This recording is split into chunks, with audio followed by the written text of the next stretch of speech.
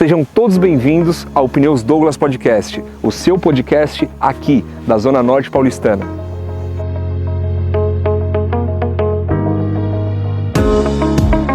Eu, Diego Nunes, apresentador deste podcast, sou nascido e criado no Jardim Brasil, região periférica de São Paulo.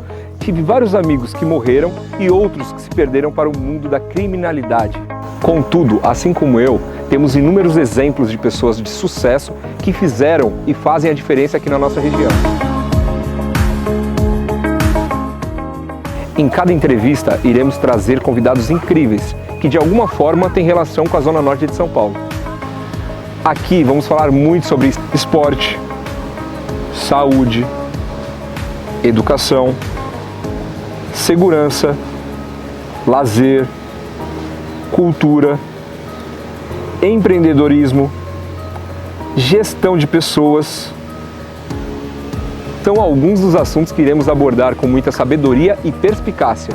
Somos um elo de comunicação entre todas as empresas, pessoas, serviços, produtos, riquezas e assuntos relevantes da Zona Norte Paulistana. O bairro de Santana, um dos mais antigos da Zona Norte Paulistana, foi o lugar escolhido pelos irmãos Sr. Itamar e Sr. Douglas para fundar a Comercial Douglas, que anos após se tornaria a Pneus Douglas, a gigante em pneus, que possui como gestor o Sr. Fábio Grotti, apaixonado pela Zona Norte de São Paulo e envolvido em ações fundamentais para o desenvolvimento da região. Por esses motivos, convido a todos vocês a se inscrever no canal, ativar o sininho de notificação, deixar comentários, compartilhar com amigos, familiares, porque esse é o meu e é o seu Pneus Douglas Podcast, o podcast da Zona Norte de São Paulo. Fala pessoal, sou eu mesmo, Diego Nunes, diretamente do Pneus Douglas Podcast, o seu podcast aqui da Zona Norte de São Paulo, em mais uma entrevista com uma pessoa incrível, que nós temos a oportunidade de trazer aqui mensalmente pessoas relevantes daqui da Zona Norte para compartilhar um pouco das suas histórias com vocês. Antes de mais nada, aquele clichê maroto, que é para você se inscrever no canal, ativar o sininho de notificação, compartilhar com quem você quiser, com quem você puder também, que ajuda os trabalhos, para depois trazer outras pessoas. Se você pretende ser um dos nossos convidados, pode deixar um recado aí no nosso direct, entre em contato com o pessoal do nosso marketing, que obviamente a gente vai fazer essa seleção, essas adequações aí necessárias para quem sabe você ser um dos nossos convidados aqui no Pneus Douglas Podcast. Tenho dois recados importantes aqui para vocês. O primeiro, dizer do fundamental patrocínio que acontece da Pneus Douglas para que esse programa, para que esse podcast acontecesse. Então, agradecer ao Fábio Grotti pelo patrocínio master desse podcast. Então, o programa é destinado a ele, tanto é que particularmente eu não entendo nada sobre o assunto de hoje, mas eu tenho certeza que hoje vai ser uma aula aqui com o Marcelo e que da área que eu gosto, ele também já praticou, participou, enfim, que é o futebol. Então, agradecer ao Fábio Grotti novamente e dizer para vocês que quem quiser e quem puder seguir Pneus Douglas no Instagram e também acompanhar no site www.pneusdouglas.com.br. Lá tem todas as informações sobre os produtos, serviços, e feriados estão chegando e é importante vocês fazerem aí as suas manutenções preventivas, porque principalmente cuidado com a família é importantíssimo, é o nosso bem maior. Outro recado importante para nós caminharmos aqui com a apresentação do nosso convidado em primeira mão, inclusive nem o Fábio sabe dessa informação. Nós estamos criando aqui o Acre Clube Futebol para Amputados. A Acre Clube é um clube aqui da Zona Norte e eu recebi um convite através do nosso amigo em comum, Padula, para montar um time de futebol para amputados. Alguns sabem que eu sou coordenador de futebol. Ele também é tesoureiro da CBFA, Confederação Brasileira de Futebol para Amputados. E aí nós vamos trazer aqui grandes atletas, antes de mais nada, grandes seres humanos que têm aí alguma amputação.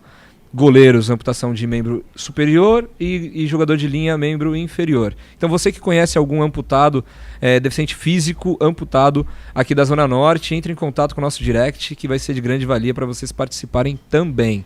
E garanto que o Acre Clube vai chegar nas pontas aí, Campeonato Brasileiro, Paulista, Copa do Brasil, em todas as competições, para colocar a Zona Norte sempre no holoforte, como o nosso convidado faz com maestria.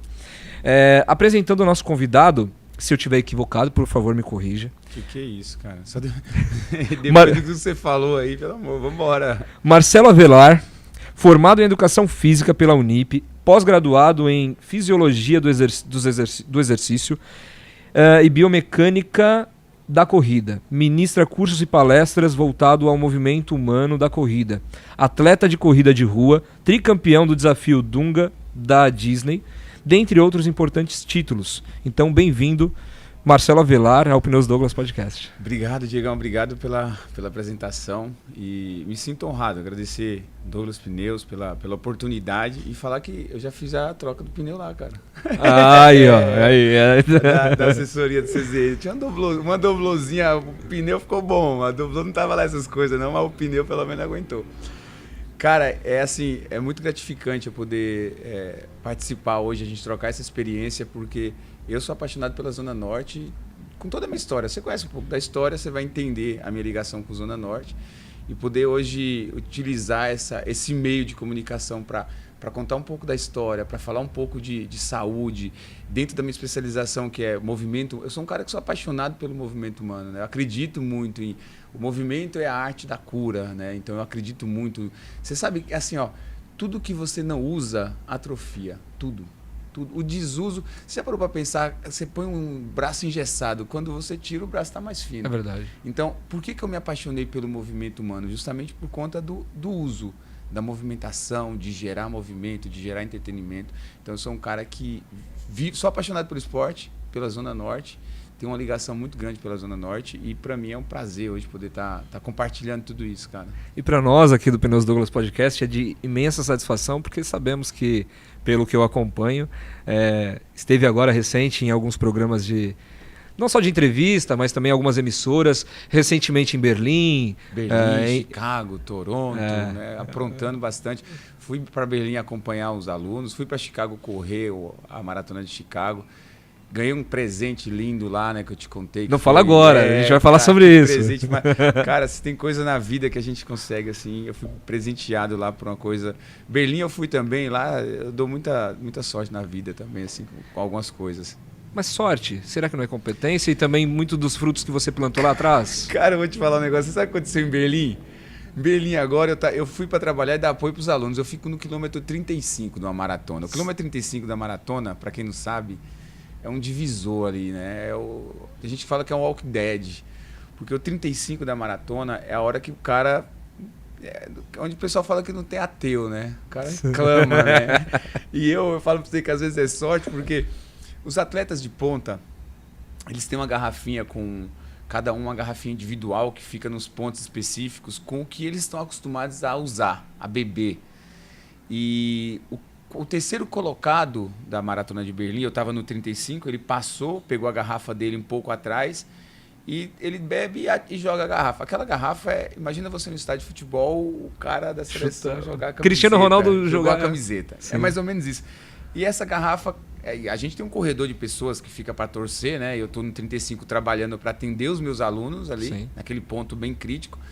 E ele jogou a garrafa. Na hora que ele jogou, caiu perto do meu pé, cara. Todo mundo tem a intenção de pegar, mas eu fui lá e pus o pé em cima, assim, peguei. Aí vem o nome do atleta, né? Etiquetado e tal, beleza. Por isso que eu falo do assunto de sorte. Aí eu peguei a garrafa, quando eu virei as costas para colocar na minha mochila, eu recebi uma garrafada nas costas, cara. O cara que veio atrás, que era um cara que eu fui fã, que chama Tsegay, que é um queniano que eu, sigo no Instagram e sou viciado nos treinos do cara, que tem uma mecânica de corrida, assim, que cada foto do cara correndo é um quadro, assim, você fala, cara, como pode?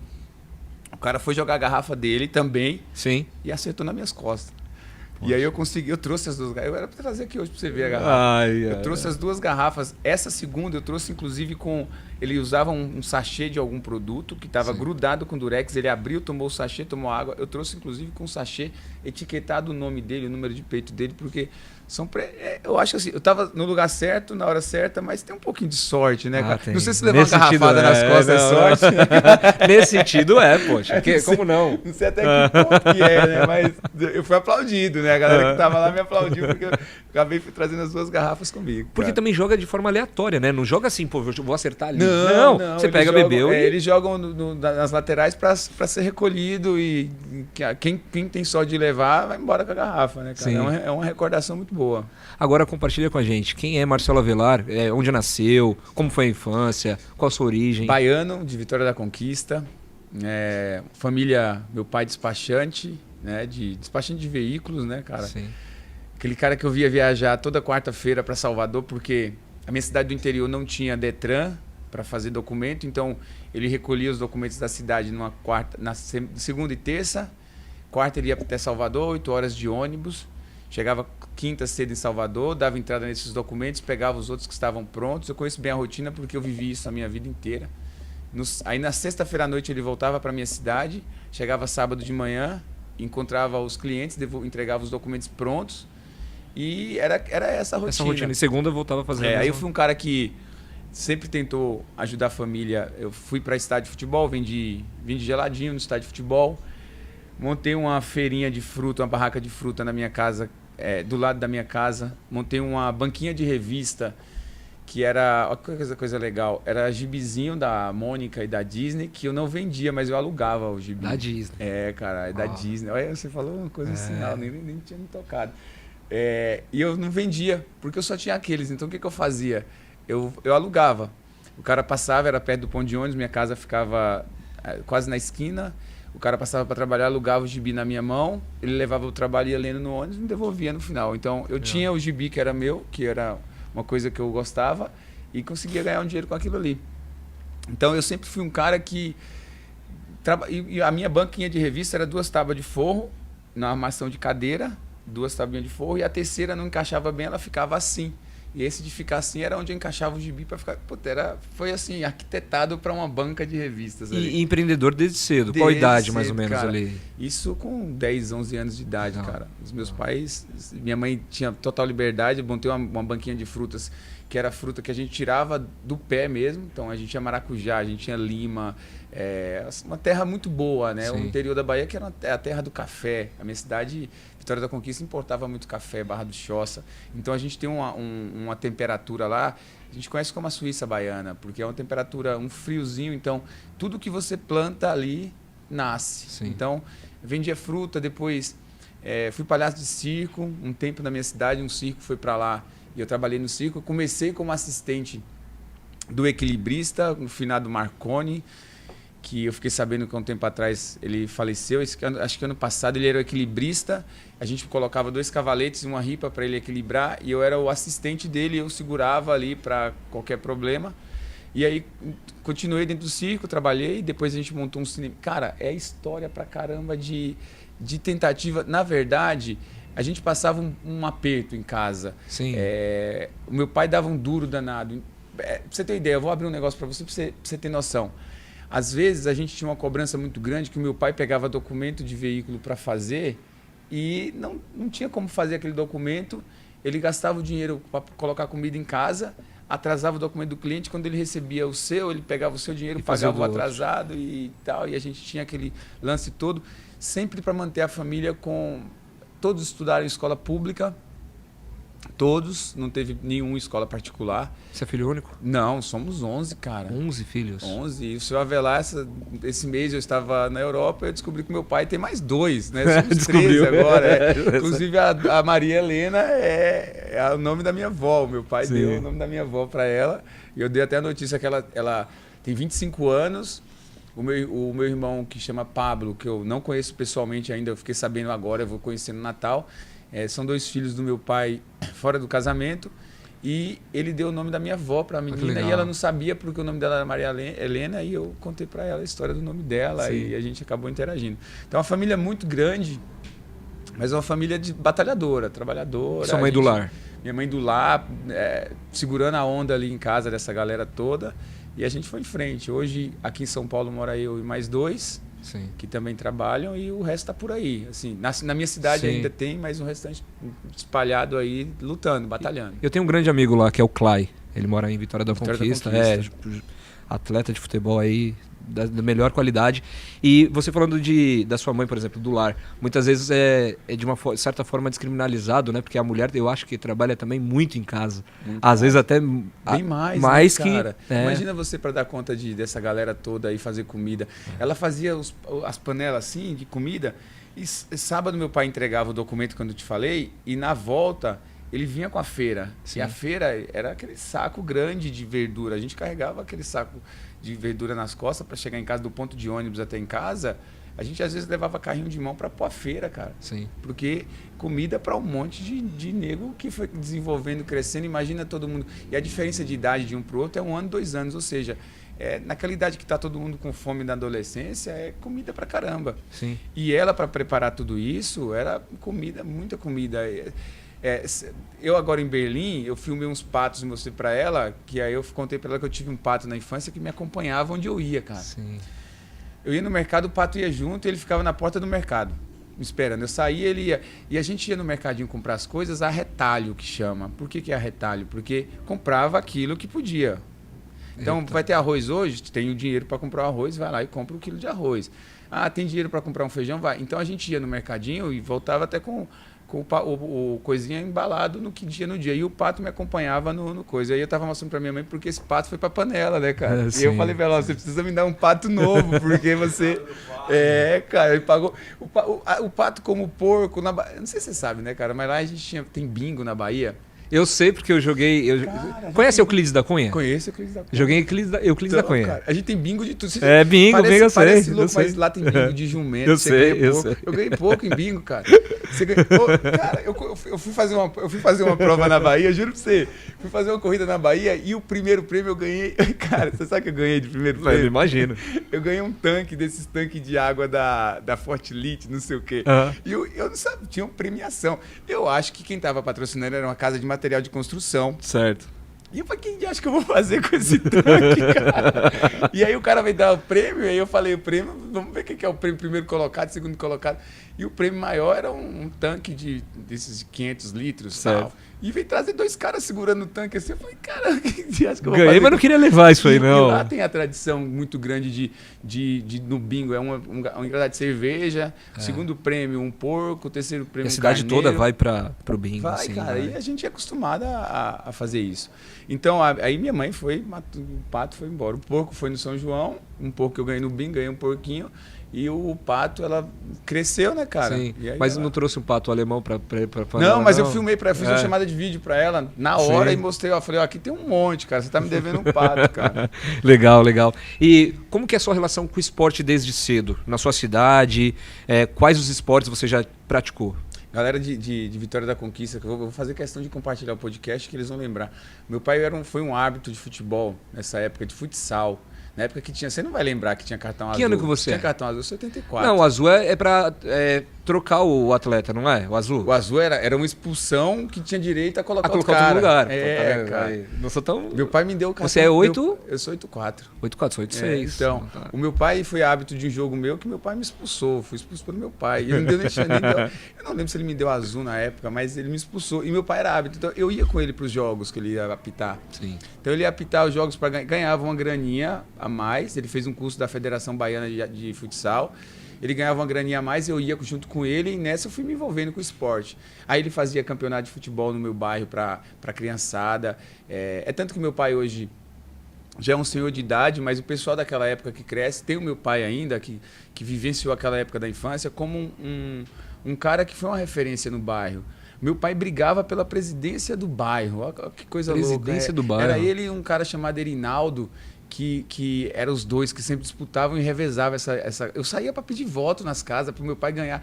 Não tinha salário, não tinha nada, mas a ideia dele era ser presidente do bairro, porque ele queria fazer um pau de sebo, ele queria fazer uma festa das crianças, ele queria fazer um campeonato com súmula, com hábito, com final. Então, assim, ele era um cara que lutava muito pelo bairro. Hoje, o bairro, o pessoal que é daquela época, que vivenciou, tem ele como uma grande referência, né? Qual o nome do bairro lá? Urbis 1. Urbis 1. Sim. E se você chamar meu pai de Erinaldo, ele fica bravo, velho. Por quê? Ele e Erinaldo eram os dois caras. Ah, sim. Não existia esse de direita, esquerda, tal. Mas pra pirraçar você chama às vezes. Não, eu não, cara. Se eu chamar o cara de Erinaldo, o cara fica bravo. Na rua, ele passava na rua pra ir pro ponto de ônibus, aí alguém gritava, vai lá, Erinaldo. Aí ele, putz. Aí, mas ele não era bravo de brincadeira. Eu sou homem. Mas Erinaldo também. Não tô falando por mim, cara. E até hoje, cara, o pessoal chama ele, brinca com ele fica muito bravo. E aí você jogou futsal na cidade, então? Joguei um pouco de futsal, joguei futebol de campo no time da cidade, joguei no Conquista. Não cheguei a jogar no Serrano, que era o time da minha cidade. Joguei no Sim. Conquista, que era um time que foi surgindo na minha época. Fiz o teste do Guarani, que tinha lá, teve na minha cidade. Foi um olheiro pra lá? Foram 2 caras, que foi o treinador, Donizete, e o Ricardo, que foram do Guarani pra lá e selecionaram uma galera pra vir pra cá, Que pra ano? Campinas. Cara, o Próximo, assim. 2005, eu acho, cara, 2006. Por É aí. porque o Guarani atualmente faz pouco esse tipo de captação. Né? Não, Atualmente, mas nessa época fazia. naquela época era bem alto os clubes viajarem, assim, pelo... É. Tinha muito talento no Nordeste. Acho que e tem tal. ainda, Tem. Só que hoje, como tem o Vitória, tem o Sport, tem os Sim, times da sim. região. E outra, depois dessa lei do futebol ter mudado, do time detentor, dos direitos. Direito tal, econômico, direito... então, às sim. vezes, o cara tá lá com 11 anos, já tá num clube. O time daqui hoje em dia já não vai mais buscar por conta de toda essa lei, porque já não pode tirar do clube, porque o clube formador tem o direito. Então, assim, deu uma sossegada um pouco, tirou essa coisa, ficou mais regional. O cara de Campinas vai pro Guarani, o cara de tal, fica mais ali, né? Não tem muito. E aí você, no futebol de campo, por exemplo, você veio, você passou no teste, como foi esse teste? Passei no teste. O Cafu reprovou em vários Não, testes. eu passei, eu nunca fui um bom jogador, cara. Eu não fui mas aquela história que a gente fala disso, eu acredito que eu estou sempre certo no lugar certo, cara. Porque eu nunca fui um bom jogador e nesse dia eu usava um colete de número 5 e era uma chuva e os caras na arquibancada e aquele... eu joguei... O tempo que eu joguei no teste não foi suficiente para analisar. Eu peguei na bola 2, 3 vezes. Terrão. Não, era um gramado, mas uma chuva, gramado ensopado. Só que como eu sempre fui aquele cara raçudo, imagina uma chuva e você vê um cara dar um carrinho ali, pula, sobe, vai de cabeça ali, tá. Então o cara que tava na arquibancada, na meio da chuva, aquele cara de colete 5 tá em tudo. Não vamos perder a oportunidade, que no mínimo a gente vai levar com a gente um cara que vai tentar a sorte, que não vai ser um cara que dá 2 tapas na bola e não vai correr atrás. Então, Sim. O que destacou nesse teste foi justamente eu estar em todo lugar, estar em todo... E aí, quando ele foi falar o colete 5 desse time, veio falar comigo. Então, aí eu subi para a arquibancada, aí eu cheguei em casa, dei a notícia para o meu pai, para minha mãe. Os meus pais, como eu era menor de idade, ficaram um pouco ressabiados. Aí pediram para minha irmã ir até o telefone, um orelhão de cartão, Sim. ligar no Guarani. E aí minha irmã foi, ela chegou lá no orelhão, ligou, aí o cara falou, sim, é verdade, isso tudo procede e tal. E aí pronto. Uma bolsa de couro do meu pai avelado lá e fui embora, cara. Peguei o ônibus, fui pra rodoviária de... Não, eu não sei se foi dessa vez que eu fui de ônibus, eu fui de carona no fundo de uma Saveiro, cara. Eu tava esperando o ônibus, alguém passou e levou. E aí você vira notícia na cidade pequena, quem foi aprovado e tal, aí você vira notícia. Foi o único? Não, foram 7 ou 6. Mas aí, e a alegria do seu pai? E essa... Meu pai ficou muito feliz, cara. Ele sempre levava o pessoal da minha cidade pro Vitória. Levava pro Vitória porque ele tinha contato, ele rubro-negro, levava pro Vitória para fazer teste. Então, se alguém da família virasse jogador, para ele veio para São Paulo várias vezes assistir jogo meu pela Portuguesa, né, da base da Portuguesa. Ele acompanhou muito quando ele podia assistir Campeonato Paulista, DEF, ele foi acompanhando muita coisa. Você jogou DEF? DEF era bom. DEF era bom. Era legal pra caramba. O DEF competitivo. Você tinha que estar na escola, lembra? E aí eu gostava de estudar, mas você ficava alojado, eu ficava no Canindé. A escola ali do Canindé era da ponte da Vila Guilherme, ali, que eu não esqueci o nome, Rômulo Pero? Não. Fica na ponte da Vila Guilherme, atrás do Campo do Vigor. Tem uma escola ali que todo mundo da Portuguesa, que está alojado, estuda lá. Só que, você treinava de manhã, ia lá pro centro de treinamento da Portuguesa, lá em Cangaio. Você voltava meio-dia, aí almoçava, para ir pra escola à tarde, cara. Aí dava aquele gato. Mas aí o DEF, tinha um programa bom no DEF, que era justamente os atletas da base, para estarem jogando o DEF, você tem que estar regularmente matriculado, cara. E eu achava aquilo, eu queria jogar o DEF, né? Então, sim. Aí acabou indo de forma compulsória. Teve que estudar de maneira... E como foi sua chegada aqui? Porque eu vejo... não fui lá aquele jogador e tal. Mas eu vejo que lá no Nordeste, propriamente dito, as pessoas recebem as pessoas daqui de São Paulo, do Sudeste, enfim, muito bem. Abre a casa, vem aqui, senta, come comigo. E em contrapartida, é algo que também eu fico muito chateado, porque minha família é toda nordestina. E chega aqui, tudo é baiano. Baianão isso, baianão. Sabe essa... Então, como foi a sua chegada? Eu vejo que muitos dos meninos que hoje eu trabalho no meio do futebol vêm e acabam não se adaptando, tem muita qualidade, não consegue se adaptar, e eles voltam para suas cidades. Volta.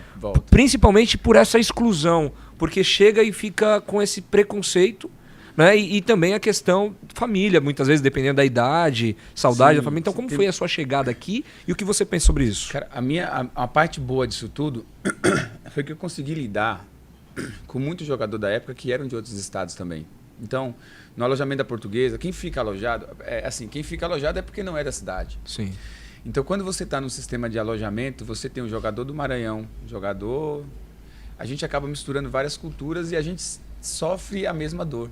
Certo. Então, a gente compartilha das mesmas inseguranças. A gente compartilha do que vai ser amanhã de você tá ali e no outro dia você sabe disso. O cara é mandado embora. Por quê? A concorrência é muito grande. Então, o cara trazia um jogador do Paraná, que o jogador jogava melhor que você, em 2, 3 treinos ele jogava bem, não existia contrato na base, o cara pegava você e dispensava, perdão. Sim, não, que isso. O cara pegava você e dispensava. Então, o que acontece? Essa insegurança era uma insegurança geral. A saudade era uma saudade geral. Alguns, apesar da idade, já estavam na pista há mais tempo, já tinham rodado outras cidades, então já estavam mais acostumados. Já fui roubado dentro de alojamento, sabe essas coisas que acontecem, que acontecem não, que a gente não devia nem levar isso como uma coisa normal, né? Mas tudo bem. Mas acontece, infelizmente acontece. Já tive jogador de uma cidade de Goiás que falou que não ia treinar naquele dia, que estava doente, a gente foi pro CT, quando voltou, o cara foi embora. A gente ainda tentou ir até o Tietê atrás dele, o cara foi embora, levou tudo. Cara, eu guardava um dinheirinho para ir para Bahia todo ano, dentro do bolso de uma blusa de moletom do Guarani, pendurada no cabide. Quando eu cheguei no alojamento, que a galera começou a sentir falta das coisas, a primeira coisa que eu fui foi procurar minha blusa. E tava assim, o cabide inteiro e a blusa no meio faltando. O cara sabia onde eu guardava, ele já tinha visto tudo. Ele foi embora e levou a blusa do Guarani, que eu tinha acabado de sair do Guarani e vim para Portuguesa. Ele levou a blusa, levou o dinheiro, levou a blusa junto. E aí quando a gente chegou, a gente imaginou, ele é de Tumbiara, a gente vai fazer um cerco, aí vamos todo mundo para a rodoviária de Tietê, vamos tentar achar o cara e pegar as coisas de volta. Só que o cara foi tão esperto que ele não pegou um ônibus para Itumbiara, ele pegou um ônibus para Uberlândia, e de Uberlândia ele pegou para Itumbiara, cara. Então ele desviou já para não tudo. saber. O nosso foco estava na plataforma do ônibus que ia para Itumbiara. Todo mundo cercou, todo mundo esperou. Ele pegou um outro ônibus, em outro horário, para Uberlândia, e de Uberlândia ele pegou, enfim. Acabou que a gente encontrou o cara lá na cidade dele, a gente conseguiu contato com a polícia da cidade, encontrou o cara e a gente pediu que ele voltasse e trouxesse essas coisas de volta. A gente não queria nada mais que isso. O cara com o meu dinheiro, ele comprou um par de tênis, e o cara foi tão azarado que ele comprou um par de tênis e veio 2 pés direitos, cara. Eu não vou esquecer nunca. Virou curupira. Eu não vou esquecer nunca desse desgramado. Porque quando eu abri a caixa de tênis, nem pra devolver o tênis servia direito, cara. Caramba. De tão azar, tanta pressa que ele tava. Ele comprou o tênis na World Tênis e ele comprou 2 pés direitos dentro da caixa. Porque ele veio trazer as coisas de volta. Sim. Ele veio, a galera que ele pegou, a galera perdoou o cara com essa condição. Ele veio até a rodoviária, entregou as coisas e de lá ele voltou para a cidade dele. E foi um cara que a gente ajudou muito na época da Portuguesa. A gente ajudou muito ele porque estava tendo festa junina, ele estava fazendo teste ainda, ele estava dormindo nas barracas da festa junina ali do Canindé. A gente conseguiu falar com o treinador para pôr ele para dentro do alojamento e foi o cara que fez isso. E era um bom jogador. Então, nessa história de alojamento e nessa história de ficar fora de casa, a gente tinha um propósito muito grande. A gente teve uma época que a Portuguesa recebeu muito coreano. Não sei se você lembra. A Portuguesa tinha um intercâmbio com coreano. Trazia uns coreanos para treinar com a gente, ficar alojado. Sim. Eles entravam com a grana, treinavam com a gente, pegavam toda a malícia de treinar com a gente e depois eles voltavam para a Coreia mais maduros, mais experientes, né, com o futebol da gente. Então a gente fez muita amizade com coreano, enfim, muito change, né? A gente fala de change, eu trocava uma chuteira furada por uma Nike. Os caras tinham uns produtos assim, né? E aí você vinha com uma coisa, um meião do Flamengo valia 3 chuteiras, porque os caras eram, né? O cara da Coreia, você falava Flamengo, aí você falava da história e o cara vinha com 2 Nike de trava, daquelas que te dava, você falava. Então, a língua nossa que a gente usava coisa era change, né? A gente sabe falar change. Eu acho engraçado o que você tá dizendo, até compartilhando isso contigo, fui pro Mundial com o pessoal dos amputados na seleção brasileira, e lá tinha o change, né? Change, acabou no último, rolava demais. no último dia da competição, troca o uniforme, né? E todo mundo quer o uniforme do Brasil, camisa amarela e tal. E aí o japonês tinha patrocínio, seleção japonesa, patrocínio da Adidas, né? O uniforme bom, bonito e tal. E a seleção brasileira a gente foi remendado, né? O Fábio sabe disso. E aí na hora de trocar, os amputados do Brasil vinha, olha que maluco louco, ele trocou por isso. Os caras dão e os caras dão valor e trocava e pegava chuteira, nossa, caríssima. Cara. E assim, como a gente não tinha, nessa época não tinha acesso a tanta informação de você digitar no Google Tradutor e na hora te dar uma tradução pra você contar. Não tinha esse acesso. A palavra era change mesmo e você mostrava o que você tinha e ele o que você tinha. Acabou. Era sim ou não, se sim. Faz assim e trocou. Fiz amigos coreanos, cara. Quais os times que você jogou assim, fazendo uma lista? Os mais importantes, assim, acho que Guarani, Portuguesa. Joguei segunda divisão na Holanda. Sim. Joguei um time de Boston, mas foi uma passagem de 6 meses só, que chamou San José da Costa Rica, que era uma liga lá em Boston de jogadores que falavam hondurenhos, que falavam castelhano. Hondurenhos, cabo-verdianos, brasileiros, portugueses. Sim. Joguei lá 6 meses. Eram 8 meses de contrato, nosso time saiu antes da hora do campeonato. Você vai pôr a culpa em mim já, né, cara? O Guarani caiu, o Português caiu. Daqui a pouco você vai me tirar do podcast. Não! Ganhamos um excelente corredor. Eu tô tranquilo. Não. Quando eu vim pra Portuguesa, depois o Guarani caiu, os caras falaram, se a Portuguesa cair, que a Portuguesa caiu, os caras falaram, vamos sair daqui, não conta pros outros caras onde você passou, porque se os caras começar a puxar... Não tem jeito. Não foi minha, né, cara? Não, eu falei pra você, nunca foi aquele jogador excepcional, mas eu treinei com o Edu Marangon, com o Edu, com os caras na minha época de juvenil, que os caras faziam questão às vezes de me levar, porque sabia que o gás era comigo. Então, assim, o cara que ia chegar, o cara que ia falar, o cara que ia correr, o cara que só de olhar às vezes pros parceiros que tá jogando, já olhava com aquela cara de tipo, mano, e aí? Faz por mim, pô. Cara, eu dependo disso, a gente depende disso aqui pra poder... às vezes a gente jogava contra um time maior, você vai jogar contra um Corinthians no Paulista, às vezes a gente não tinha chance de ganhar dos caras, mas a gente se dedicar ao máximo para ser visto, talvez, por eles e migrar e crescendo dessa forma. Então, a gente tinha que fazer pela gente mesmo. Então, era uma união boa. Foi uma época muito boa, cara. Qual posição? Joguei de volante, joguei de lateral direito. Volante, lateral direito. Marcador. Batia bastante? Nossa senhora. Passava nossa senhora. Mas nossa. Sofreu com lesão no futebol? Tive uma torção no joelho esquerdo, fiquei 6 meses na fisioterapia no DM da Portuguesa. Não fiz exame de imagem na época, não sei se eu tive algum rompimento, alguma coisa. Na época, talvez o clube não quis investigar para poder, sei lá, tem muito custo, né? Talvez uma cirurgia de ligamento e tal. Então, eu fui tratando ali, não cheguei a fazer uma imagem, mas nunca tive uma lesão assim para falar, nada muito sério. Na corrida, já tive algumas. Na corrida, já tive porque... A corrida é assim, a linha da performance, ela é muito tênue, performance e lesão. Isso é uma coisa que tem que ficar claro.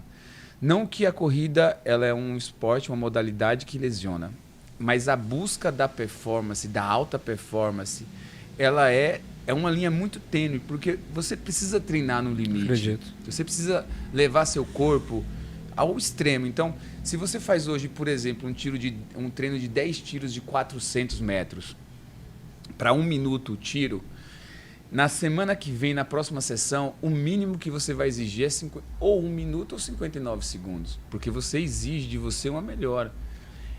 Você não vai aceitar 1 minuto e 4 num estímulo de 400 metros se você, há 2 semanas atrás, fez ele a 1 minuto.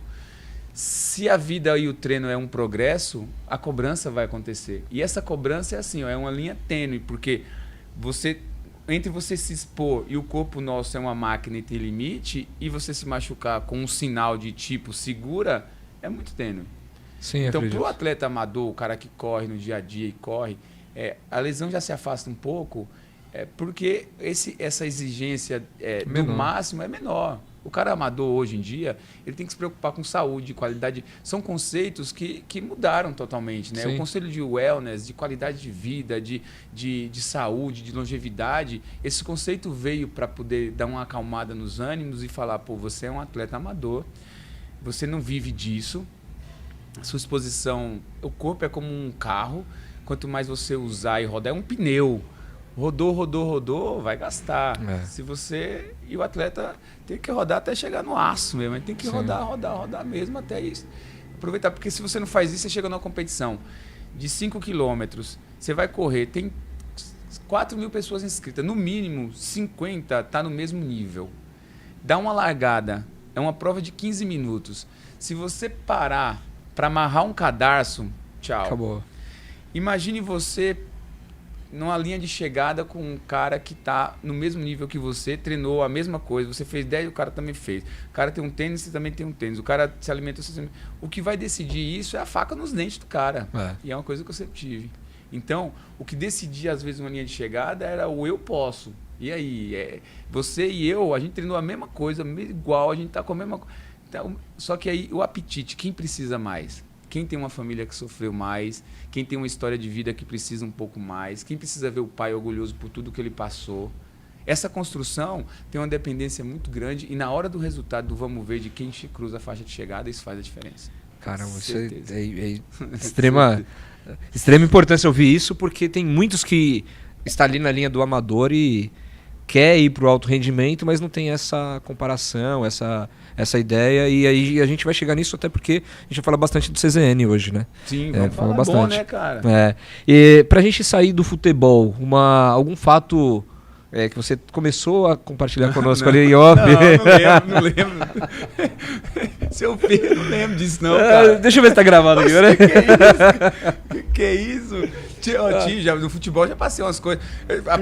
Não, eu quero aquele que você começou a falar ali. A parte que eu fiz um gol contra a Portuguesa contra o São Bento, não. Deixa eu entrar no bid. Você vai lembrar. Deixa eu ver se tá no bid. Deixa eu ver se tá no bid esse gol aqui. Deixa eu ver. No Transfer Market. Eu já fiz muita coisa boa, mas eu fiz umas coisas assim, sem noção. Não, da Holanda. Da Holanda, cara, eu fui um cara que fiquei esquecido num banco de reserva lá uns 8 meses. No frio, cara, não pensa no frio. Amanhece 10 horas, começa a clarear e quando dá 2 já escureceu. Caramba. O inverno é assim. E você tem que treinar, e tem que treinar, e tem que treinar. Então, eu treinava, só que o treinador, ele já não me usava, já não era peça que encaixava, e aí aquilo virou uma rotina de jogar. E aí ele me deixou no banco. E a gente foi jogar uma vez no interior, a gente ganhava de 1-0 e eu nunca esperava. Depois de 8 meses você tá fora. Tinha jogo que eu não era nem relacionado pro banco, cara. Sim. E nesse jogo ele olhou pro banco assim, cara, e não sei se ele fez uma escolha. Tô eu lá. E aí, putz, eu sem chuteira, meião ainda, ali de boa, agasalhado. Levantei, pus a chuteira. E aí eu fui entrar na substituição na hora do lateral, de cobrar o lateral, cara. E aí o cara falou, parou o jogo, peguei a bola, esperei fazer a substituição, todo o procedimento normal. E aí, cara, 8 meses você não faz um joguinho, né? Qual que era o resultado que estava no momento? 1-0. Pra quem? Pra gente, cara. Eu tinha a intenção de segurar o jogo ali, né, cara? E aí eu fui cobrar o lateral, peguei a bola. Aí, joguei a bola escorregou. Bola inverno, cara. Sim. Dá um desconto pra minha bola. Escorregou na minha mão, girou, sabe assim? Sim. Grama com terra. E aí a bola caiu assim, perto da linha do campo. Aí eu falei, vou cobrar de novo, né, cara? E aí quando eu fui pegar a bola, o juizão chegou em cima, marcou mão. Os caras bateram. Marcou a sua mão. Foi com a minha mão, com essas aqui essas aqui. E aí o cara cobrou, fez 1-1, cara. Nossa! Foi 1-1. E o treinador, os companheiros. Até hoje. Você não quer passar longe de da Holanda? Arrumei a mala pra vir embora pro Brasil. Cara, vim embora, o cara não foi se despedir de mim no alojamento. Não foi, cara. Não foi. E era um ritual que eles faziam sempre, despedir dos atletas e tal. E de mim ele não se despediu porque ele talvez deu uma oportunidade e eu eu peguei o voo de volta. Eu juro pra você, eu voltei em Amsterdã várias outras vezes pra passear, mas dentro do voo, quando decolou, eu falei, eu não volto nesse lugar nunca mais. Cara, o tempo que ficou. Eu falei, não volto aqui nunca mais. Eu recebi uma grana boa. Na época que eu cheguei lá, eu recebia em florim. Era a moeda da Holanda, florim, cara. Era 1 para 1, R$1 para 1 florim na época. Peguei a época que tava mudando pro euro. Consegui alguma coisa na vida, ganhei uma graninha lá, assim. Era a BN Emro Bank. Banco Real, que virou Banco Real, que era o patrocinador. Tudo que eu recebia eu colocava lá. Consegui fazer uma coisinha legal. Só que eu falei assim, ó, deu. aqui eu não volto nunca mais. E sou apaixonado pelo lugar. Agora mesmo, de Berlim, uma das minhas passagens para passear foi para Amsterdã. Fiz amigos lá curaçalinos, que Curaçao é uma Antilha holandesa, que moram lá quando o cara faz 17, 18 anos no Curaçao. Por falta de muita oportunidade no país, eles migram para a Holanda. E eu conheci muito curaçalino, porque o idioma deles, eles falam papiamento, tem um pouco de português junto, então eles têm um pouco do latino. Então a gente se aproximava muito para brincar e tal. Então eu tenho amigos ainda na Amsterdã, eu sempre vi. Dessa vez não encontrei nenhum porque foi muito rápido. Cheguei num dia e fui embora no outro dia. E como que a educação física entrou na sua vida? Aí voltei, parei de jogar bola, né, cara? Sim. Futebol deu pra mim. Foi bom pra caramba. Me enrolei pra caramba, porque no final da minha carreira eu achava que eu era um craque, que eu estava jogando muito. Fica até um aviso aí pra galera que do futebol, né, cara? Eu achava que eu tinha futuro ainda, que eu era um craque, mas eu tava só esperando, e essa espera não acontecia nunca. E eu fui começando a me enfiar em dívida, cara. Dívida de condomínio, dívida do carro, IPVA do carro, fugindo para não ser pego ali e tal. Meus credores aí. Antigos credores, antigos. Hoje não. Graças a Deus não, cara. Aí o telefone do cara toca. Alô? Não é ele não. Não, cara. Os antigos e tal. Fui fazendo muita dívida, cara. Nossa, fiz dívida demais e não caía na real, cara. Que já tinha dado e que eu precisava mudar. Só que aquele orgulho de, sair, eu era um jogador, cara. Eu joguei pelo mundo. Joguei fora. Como é que eu vou explicar pra galera que eu parei, né? Como que eu vou contar essa história que eu parei? E aí eu comecei a entrar nisso tudo. Comecei a correr na Brasleme e para manter o ritmo ali, esperar um contrato, esperar alguém que falasse, vou levar. E aí nessa comecei a correr, fui gostando da corrida, fui para uma academia treinar, conheci a Márcia, que é um anjo na minha vida, uma japonesa, que até isso aí virou até uma matéria do Esporte Espetacular. Você pode compartilhar com a gente? Posso, vou deixar para vocês depois assistirem. É uma matéria que ela me ajudou no começo, porque ela não tinha com quem correr na Brasleme, no Campo de Marte.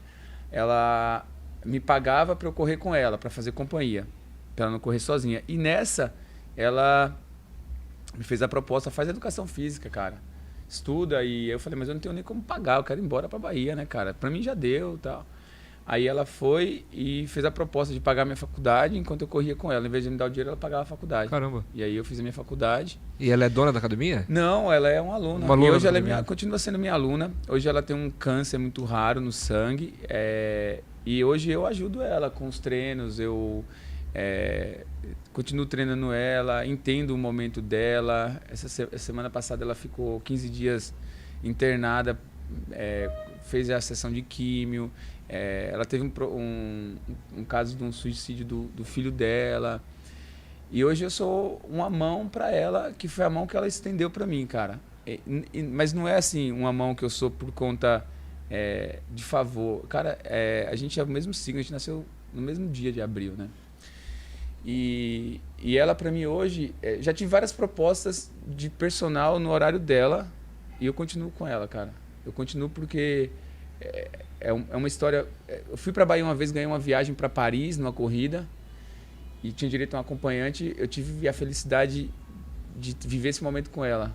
Levei ela como minha acompanhante e a gente foi para Paris e eu falei assim para ela, cara, é uma história tão louca essa de Paris, porque eu fui para Bahia correr uma prova no dia do nosso aniversário e eu falei para ela, o prêmio dessa prova é uma viagem para Paris.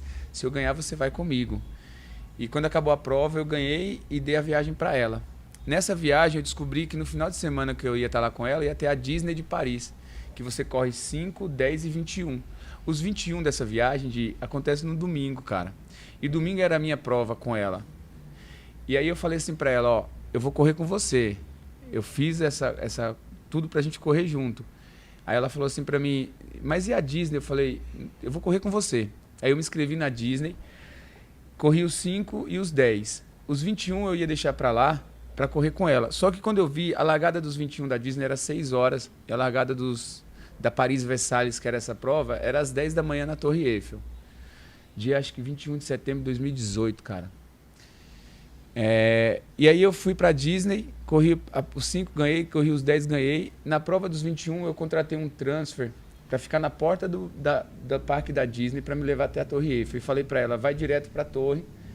Se a corrida largar, fica do lado direito que eu vou te encontrar. Ah, você não vai, cara, o que vai acontecer? Eu falei, eu vou te encontrar.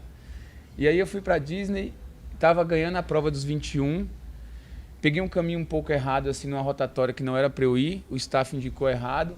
Aí quando eu voltei, já tava em 7º, comecei a desanimar. Aí falei, vou desistir, vou logo embora pra encontrar com ela. Aí eu falei, só que puto, mandou aqui, o que eu vou fazer? Eu vou até o próximo posto médico, vou pedir atendimento e vou sair da prova. Só que daí até o outro posto médico, cara, demorou um pouco para chegar. E nessa de demorar um pouco para chegar, eu comecei a pensar em toda a minha vida, cara.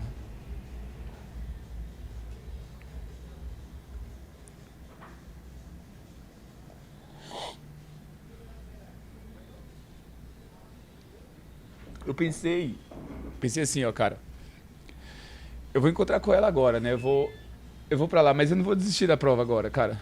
Eu vou até o final na prova dos 21 e eu vou encontrar com ela lá.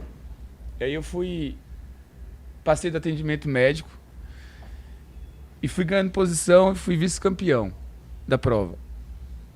E pedi para que o pódio fosse logo, né, a premiação, insisti. O cara que ganhou super entendeu, um chileno, ele ganhou e ele topou adiantar a premiação. E eu fui troquei o número de peito dentro do carro. Eu tenho até os vídeos eu troquei o número de peito dentro do carro e fui embora, cara. E cheguei lá, muita gente procurando ela, e eu encontrei com ela, cara. Encontrei com ela no quilômetro 3, ela do lado direito. E eu completei a prova junto com ela. E hoje, essa semana inclusive dei aula pra ela, ela não tá muito bem, né? É uma doença autoimune, que as plaquetas baixam e ela precisa de transfusão e quimioterapia, já fez 2 sessões de químio. Segue bem. Semana que vem ela viaja para Tóquio como um presente que ela ganhou da Ajinomoto, que ela trabalhou 30 anos na Ajinomoto. E o medo dela era também não conhecer Tóquio, né? Porque ela trabalhou 30 anos numa empresa japonesa. E ela vai conseguir, falta uma semana, ela fez a sessão de químio dela semana passada. E lá vai ela para lá. Então, pra mim é o que eu falo pra você, assim, a vida... Semana eu tava correndo com um aluno na terça-feira, cara. O aluno, depois ele vai assistir e ele vai lembrar. E eu falei pra ele assim, ó, cara, no dia que eu morrer, faz uma corrida. Eu já deixei avisado. Eu não quero ninguém no meu velório lamentando por nada, cara. Eu quero que as pessoas entendam que passou por aqui um cara que ele não mediu esforços nunca para tentar estender a mão. Cara, eu falei um dia, em São Paulo, eu tenho 20 anos em São Paulo, eu fui numa delegacia aqui em São Paulo uma vez por conta de uma confusão com um pedreiro, cara, que fez minha... Eu não sei nem o que é na delegacia, eu nunca arrumei confusão com ninguém e eu sempre fui um cara muito assim, ó, de agradecer por tudo. Cara, a galera que me acompanha no Instagram fala assim, cara, que loucura, você ora todo dia e posta foto da Bíblia todo dia, cara, todo dia. Mas você é crente, você é o quê? Eu sou um cara do mundo que é temente a Deus e é um cara que, independente da religião, é um cara que está aqui na Terra para uma missão de alegria. Porque tudo isso aqui, cara, isso aqui vai para debaixo da terra, como todo mundo, e a sua essência e a sua experiência, o que você fez aqui, o que você fez. Parece assim... Aí é um clichê, né? O que você fez na Terra não é o que você fez de verdade, cara. O que você fez de verdade? Será que você tem a cabeça tranquila para pôr no travesseiro e saber que você estendeu a mão para alguém? Então, isso que ela fez, essa matéria do Esporte Espetacular, contou justamente tudo isso, essa história, dela ter estendido a mão para mim e as pessoas entenderem que hoje eu estendo a mão para ela. Mas não é como não devo a ela isso, sabe? Porque quando ela fez, poderia ter ido embora no outro mês. É muito mais do que um favor, né? É uma lição de vida para que as pessoas possam, sempre que tiverem a oportunidade, de estender a mão para alguém, cara. De ajudar, de saber que aquela pessoa, ela pode não dar certo na vida, pode hoje no seu CZN, pode não ser nada. E as pessoas falam, Avelar, hoje é muito fácil você falar isso, porque hoje você tem 500 alunos na assessoria, você fica ali sorrindo. Não, cara, quando eu montei o CZN, que a gente vai falar, eu tinha 0 aluno. Eu tinha 0 aluno. Eu fui para a Avenida Brasleme com uma mesa emprestada de madeira e uma garrafa de água em cima da mesa. Eu tinha 0 aluno. E eu já dei aula para um aluno. Eu dei aula para um aluno com chuva e o mesmo jeito que eu dei aquela aula para um aluno, eu dou aula hoje para 300 alunos, cara. Mas posso te falar algo que dentro do que nós falamos até agora?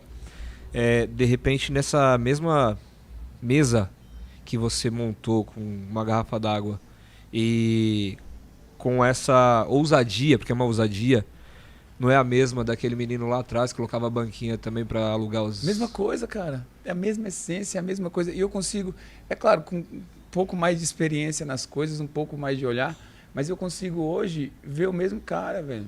Eu consigo entender que daqui a uns 10 anos eu posso estar empreendendo, posso estar... Mas a essência principal nossa, cada um sabe, cara. Claro. É difícil eu visitar teu coração, de falar para você do seu sentimento. Às vezes tem muita gente que expõe uma coisa de beleza, de coisa maravilhosa, de ajuda, de solidariedade, que o cara é porco, que o cara que o cara por dentro, o cara pensa mal, ou ele fez aquilo em troca daquilo outro, ou que ele está fazendo aquilo ali pensando. E tudo isso, cara, é uma doença que vem de dentro para fora. O cara apodrece. O seu semblante pode me enganar. É verdade.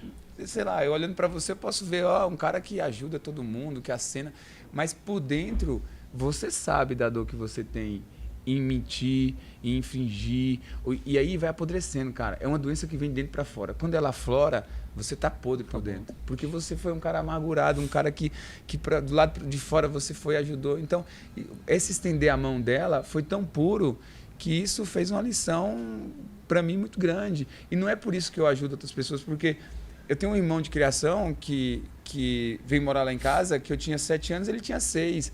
E ele foi morar lá em casa, minha mãe fala até hoje que quem adotou ele fui eu. Porque ele passava todo dia para carpir a rua e ele começava a chutar bola comigo. Um dia ele dormiu em casa, outro dia minha mãe raspou a cabeça dele para tirar que ele estava cheio de piolho. No outro dia eu pedi meu pai para ele dormir, no outro dia... Virou meu irmão, cara. Ficou em casa. Mora em São Paulo hoje aqui, é meu irmão. Legal. Foi para casa com 7 anos, hoje ele está com 37 e ele é o meu irmão. Então, assim, a atitude de estender a mão e de dar essa assistência tem que estar sendo feita de coração e tem que ser feita todo jeito. Não é para a gente aplaudir uma coisa que é do bem. O bem tem que ser feito, é o óbvio, involuntariamente, cara. não é nem eu vou aplaudir um cara que devolveu tal coisa, um cara que achou o celular e devolveu, tem que virar notícia. Não, cara, isso aí é o mínimo que você tem que fazer, cara. Isso aí você tem que... A cabeça das pessoas tem que tentar mudar um pouco. E não sou eu que vou falar, você precisa fazer isso. A pessoa isso tá nela, a pessoa tem que se olhar, cara. É verdade, concordo com tudo que você falou. E de onde vem o nome Corredores da Zona Norte, a princípio? Paixão aí. Você sabe que eu fiz uma votação, né? Eu dava aula pro Coronel Bizarria, cara. Bizarria, da delegada Rose, aqui da Zona Norte também. Eu dava aula para ele tava fazendo a esteira comigo assim, ele falou, por que você não... põe aí em votação no Facebook o logo, o nome. E aí eu criei um grupo no Facebook primeiro, no Orkut, não lembro. E coloquei Corredores da Zona Norte para tentar juntar as pessoas da Zona Norte que corriam. Sim. Simples, era assim, era a ideia. Fizemos ação para arrecadar leitinho, fizemos ação para arrecadar fralda. A gente começou assim, juntava as pessoas para correr. E aí eu percebia que as pessoas que se juntavam para correr, muitas delas tinham problema na mecânica, não corria direito. Então aí veio a ideia, talvez, de ter um grupo. Só que aí eu fui trabalhar na academia. Eu fui trabalhar na R. White, cara, na Brasleme. Sim. E, putz, dava um duro danado, cara. Dava um duro na academia, putz, oportunidade. Eu passava em frente da academia correndo e falava, um dia eu quero ter oportunidade de trabalhar aí. E quando me chamaram para uma entrevista, cara, lá, cara, eu fiquei muito feliz. E sabe, eu cheguei lá dando 3 aulas de spinning. De vez, eu dava 3 aulas, o Fabiano, a Débora, a galera sabia. Eu me dava 3 aulas. Eu dava uma aula de 1 hora, dava outra aula. E eu saía de lá, o pessoal de lá me conhece, sabe? Eu saía da R. White cantando, feliz, cara. Eu botava a mochila nas costas, eu ia a pé pra casa, às vezes chovia. E eu ia, putz, que oportunidade, cara. Graças a Deus que eu tô aqui. Ah, mas você deu 3 aulas, como é que tá? E eu não era o professor que colocava a música e deixava a música tocando. Não, eu pedalava as 3 aulas junto, cara. E a galera que é da Zona Norte, que é da R. White, da época que pedalou comigo, sabe muito bem disso. Eu não era um cara que dava play na playlist e falava, não, faz isso. Não, eu vinha na vibe, eu pedalava junto e aquilo me fazia bem. E aí, nessa de dar 3 aulas de spinning, eu fiquei estagiário, que eu estava fazendo faculdade, estagiário, e o seu Roberto e a Débora deu uma oportunidade muito grande para mim lá dentro, cara. Foi uma oportunidade, assim, pessoas que deram oportunidade na vida da gente, a gente nunca vai esquecer e vai ser grato pro resto da vida. E engraçado, cara, que eu, no primeiro dia de trabalho na R-White, eu tava tentando ligar o ar-condicionado da sala. Caraca, eu não conseguia ligar o ar-condicionado, eu não sabia o botão. Cara, eu não tive ar-condicionado em casa, não tinha mexido no controle de ar-condicionado. Me passa o seu Roberto, cara, o dono da academia. E eu não conhecia, ninguém me apresentou pro dono. E eu, faz favor aqui. Tipo assim, de repente é um ajudante, ele é um... cara, eu falei, vou pedir pra esse senhor que me ajudar. E era simplesmente o dono da academia. E eu falei, assim, como eu não vou falar, essa academia que eu comecei aqui, isso aqui não presta, olha isso aqui e tal. Não vou falar. Eu pedi um favor, o senhor podia me ajudar aqui, eu não tô conseguindo. E ele foi, me ligou o ar-condicionado e tal. Eu agradeci, dei minha aula no primeiro dia. E depois, o dono da academia, cara, tá. E aí, tive essa oportunidade de dar aula lá, estagiário. Sim. Foi montado uma aula de corrida na esteira. Uma aula de corrida na esteira, que era uma aula normal da grade da academia. Só que aquela aula foi ficando muito boa, muito cheia. A academia realmente uma referência da Zona Norte, a academia não tinha espaço. Então a gente estava ocupando as esteiras todas da academia. E aí um dia a Débora me chamou e falou, a gente vai ter que parar, porque o pessoal da musculação está reclamando, porque o pessoal não consegue dar esteira para aquecer, o pessoal não consegue usar, é só essa aula. E era bem no horário de pico, cara, era 7 horas da noite, assim. E aí ela falou que ela tinha interesse em terceirizar um grupo de corrida, que ela já tinha procurado, que eu pudesse, se eu quisesse montar, que eu poderia montar, e ela faria uma parceria. E aí eu montei, fiz isso, peguei uma mesa, pus lá, pus a garrafinha de água e comecei. E aí veio 1, 2, 3, 4, 5. E aí o meu aluno tinha desconto na academia e o aluno da academia podia treinar lá. A gente tinha uma parceria na época que durou. Foi frutífera. Muito. Foi, cara. Me ajudou muito. Eu guardava minha mesinha de madeira no quartinho da academia. Depois eu comprei uma tenda. E aí eu fiz a primeira camiseta e tinha o logo da R-White aqui na frente, que era quem mais ajudava. Meus alunos faziam musculação lá. A gente teve uma parceria muito longa. E ela só se desgastou porque teve uma época de muita chuva, os meus alunos podiam usar o banheiro da academia e meus alunos, alguns entravam e sujavam tudo de lama e assim, aí começou a desgastar uma coisinha aqui, uma coisa ali, e aí, infelizmente, aí tinha uma outra pessoa que trabalhava no CZN, que também era funcionário da R-White, que montava para mim a tenda para me ajudar. E aí, essa pessoa foi mandada embora da R-White, da academia, né? Foi desligada. Sim. E aí ela não podia mais entrar lá para pegar a tenda. Tinha que ser outra. Então, a gente começou, assim, se afastar um pouco. Nunca perdeu o respeito e nunca... É tanto que, acho que uns 2 meses atrás, eu mandei mensagem para a Débora falando que se um dia a academia reabrir, que eu tô junto com ela. Legal. Isso é gratidão, gratidão. Comentei, inclusive, com ela. Falei, se um dia reabrir, eu tô aí. Me coloquei à disposição justamente pelo carinho de tudo que eu vivi ali dentro, né? Sim, então, sim. é sempre dessa forma, cara. E porque... Primeira pergunta. Mais uma pergunta. Eu tenho um amigo que fala que a corrida é o esporte... feio. É mentira. Eu não... Mentira, para. Os caras falam que pra ganhar tem que ser feio. Mentira, para. Que é isso? Mas eu só vejo no pode gente Se eu correr, eu ganho. Isso é exceção, para. Agora é meu cabelo hoje, mas se eu correr, eu ganho. Se é assim. Mas dizem que esse meu amigo fala que a corrida é o esporte mais democrático que tem. Você concorda? Sim. Corrida é assim. Salvo os cuidados, é o mais democrático. O cara põe um tênis, ele corre em qualquer lugar. Eu passei agora por 5, 6 países e corri em todos pela rua. Cara, se tem uma forma legal para você conhecer um lugar, é correndo, é a pé. Você viaja pelo lugar. Eu entrava... Paris agora, aquelas ruazinhas, tudo, lugar que o turista... foge do eixo do turismo convencional, você só vai conhecer se você desbravar. E para quem corre, esse turismo de corrida, cara, Chicago, Berlim, esses lugares, as majors que são Chicago, Berlim, Nova York, Boston, Londres e Tóquio, essas 6 majors que agora tem a chance de aumentar para Sydney e Paris entrar no jogo, elas investem muito alto porque o cara quando vai, o Diego vai lá, o Diego vai levar a esposa, vai levar filho e você vai ficar... Você não vai só chegar na véspera da maratona e vai correr a maratona e vai embora. Você vai gastar pra caramba. Tem turismo, aí tem restaurante. A maioria das pessoas que correm em Berlim, elas emendam Berlim com Oktoberfest em Munique. Elas saem de lá, elas vão a Amsterdã, Paris. Então a pessoa se programa para deixar o dinheiro dela na Europa, nos Estados Unidos. E quando a gente fala em ser democrático, é justamente por isso. Tem corrida hoje gratuita em São Paulo, tem corrida major, que um pacote de Tóquio de uma major, a depender se você comprar separado, você vai pagar 50 mil reais.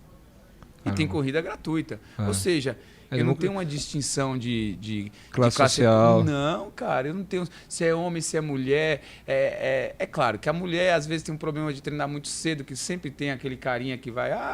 tá. Sim. Enfim, tem as dificuldades, mas existe a democracia de você amarrar um tênis e ir lá. Mas é um esporte que não exige um investimento muito alto. Claro que o corredor, diferente do cara do futebol, o cara do futebol... Às vezes vai e compra uma camiseta de um time de segunda linha. Pá. O cara da corrida, geralmente, quando ele vai comprar um tênis, ele preza muito pela saúde dele. Porque se ele se machucar, ele vai ficar sem fazer o que ele mais gosta. Sim. E isso dói mais na cabeça do que no corpo. Ficar parado, cara, para quem se lesiona, a dor é na mente, não no corpo. O cara pira, porque o cara está acostumado com aquela rotina e ele não consegue. Então, assim... essa democracia de você amarrar um tênis, não ter um short, e você em qualquer lugar, você pode correr na Engenheiro, na Brasleme, no parque, enfim, você tem opções de correr em qualquer lugar, de qualquer forma, e não existe também, tem quem corre devagar, quem corre rápido, não existe essa distinção. Existe uma outra pessoa que tem, você corre a 4,50, você corre a 5, tá? E sempre existe, e acho que em toda modalidade existe, existe esse cara, quem faz mais gol, quem defende mais pênalti, existe essa seleção. Porém, a democracia da... E outra coisa, alguém joga basquete sem correr? Não tem como. Alguém joga vôlei sem correr? Não.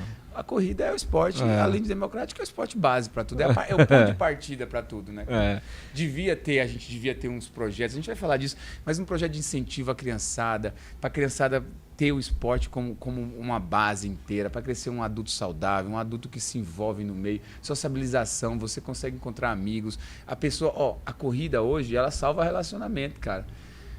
A esposa que corre, o cara que corre, o conjunto das coisas começa a ser uma alimentação mais saudável no sábado, o cara vai acordar mais cedo no domingo, a esposa, se ela não correr, ela vai junto para ajudar o cara a pôr o número de peito, ela vai servir de staff, ou seja, são benefícios assim inúmeros, e o principal é a democracia. É verdade. E como que foi essa mudança para CZN e o porquê? De corredores da Zona Norte para CZN. Cara, a gente foi ganhando espaço em vários bairros, e aí os caras me xingavam. Em Recife mesmo, a gente montou o CZN na Praia de Boa Viagem. E na Praia de Boa Viagem, para quem não conhece, é Zona Sul. E aí os caras mandavam um e-mail xingando. Você não sabe nada de geografia, você não sabe nada de Recife. Como é que você tem corredores da Zona Norte na Zona Sul? Como é que você tem corredores da Zona Norte na Zona Oeste, que é na USP? Como é que você tem corredores da Zona Norte no Serete, que é a Zona Leste? Sim, e aí? Sim. E aí começou aquele negócio todo. Caramba... Como é que a gente vai fazer isso? Eu não posso mudar para CZL, que é Corredores da Zona Leste. CZL eu não posso ficar criando, né? Sim. Porque aí vai falar, não, mas até a Lapa é Zona Norte, aqui Pirituba. Então, aí para não ficar essa história toda, a gente abreviou um CZN, porque hoje alunos entram e pessoas entram, e não existe essa coisa que o marketing chama de bloqueio demográfico. Daí a palavra.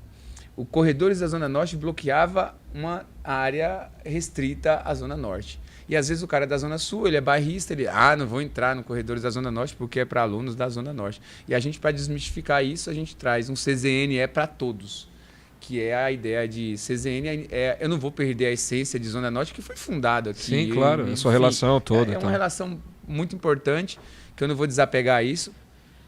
E...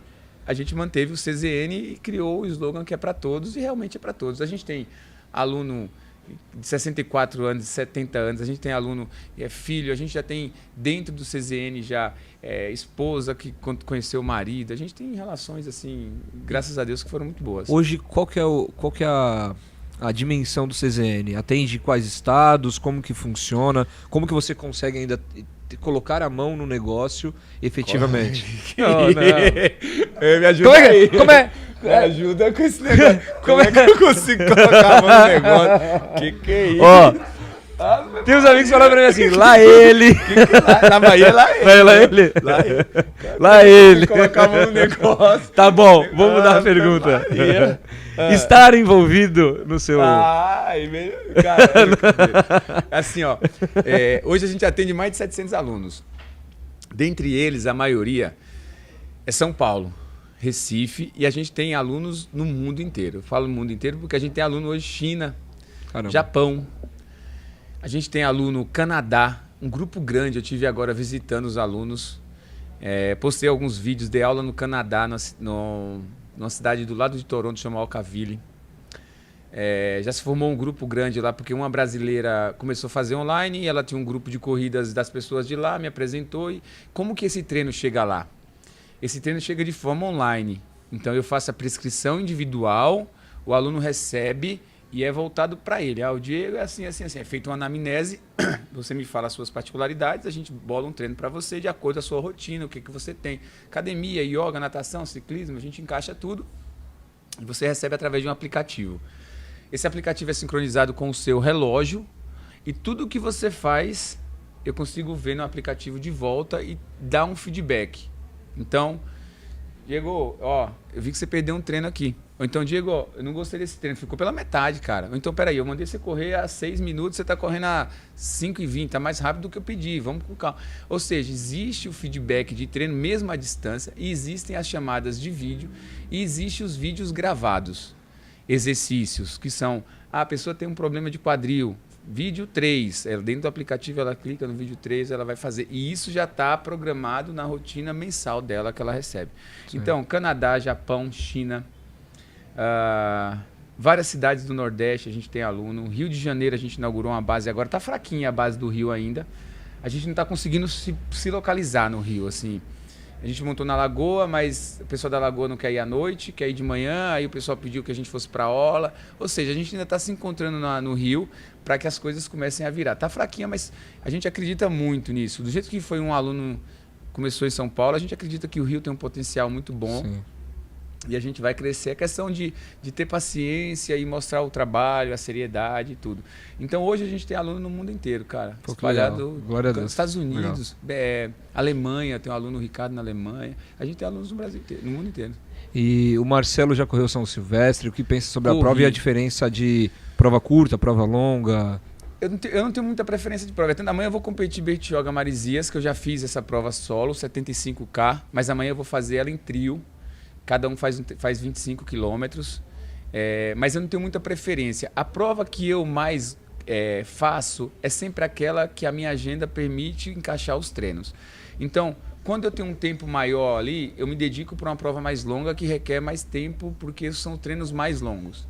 Então, Maratona de Tóquio, fui o melhor brasileiro, fiz 2h29 na Maratona de Tóquio. Melhor brasileiro. Você pôr aí no Google, você vê, melhor brasileiro na Maratona de Tóquio. Eu, 2h29, um tempo muito bom. Porém, eu tinha um tempo a mais para treinar. Eu organizei a minha agenda, eu organizei os meus afazeres para que sobrasse um tempo, porque para uma maratona você precisa de treinos mais longos. Quando a prova é de 5 quilômetros, que eu estou colocando no calendário, que eu vejo que as coisas estão mais apertadas, final do ano é uma época muito apertada, porque a gente prepara tudo para receber os alunos que prometem no Réveillon. Eu vou começar a correr, Fabião, você vai voltar para a corrida. Aquele cara que promete lá no Réveillon, ele vem me procurar dia 3 de janeiro. Dia 3, dia 4, dia 5...